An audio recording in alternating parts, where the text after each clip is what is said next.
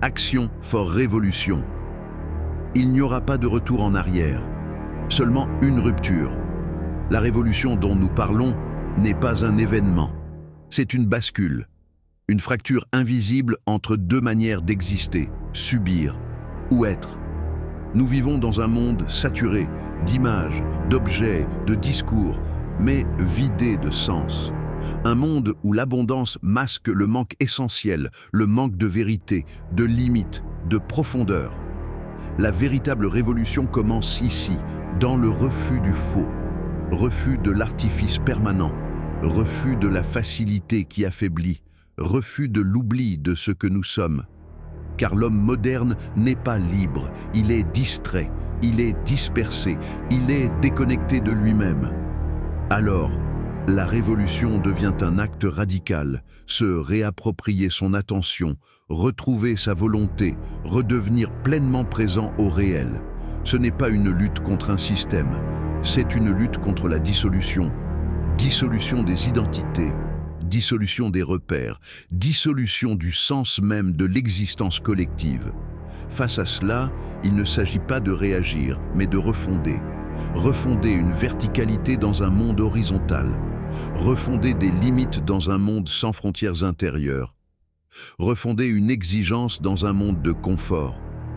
La réindustrialisation, dans cette perspective, dépasse l'économie.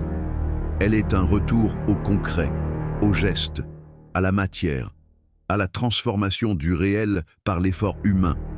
Produire, ce n'est pas seulement fabriquer, c'est résister à l'abstraction totale. De même, retrouver des racines n'est pas un repli, c'est une nécessité ontologique.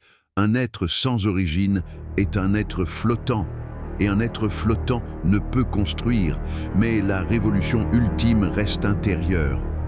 Elle exige de chacun de rompre avec la passivité, de sortir du confort intellectuel, d'accepter la discipline et de redécouvrir la responsabilité comme fondement de la liberté.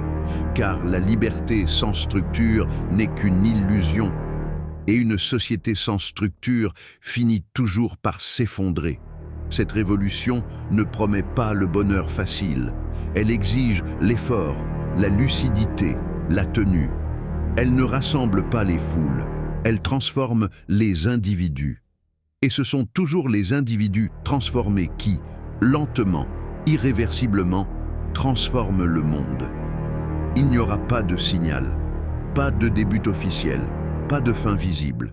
Seulement, une montée silencieuse, celle de ceux qui refusent de disparaître intérieurement, celle de ceux qui choisissent d'exister pleinement, celle de ceux qui, sans bruit, rétablissent l'essentiel. La révolution n'arrive pas, elle commence, en chacun.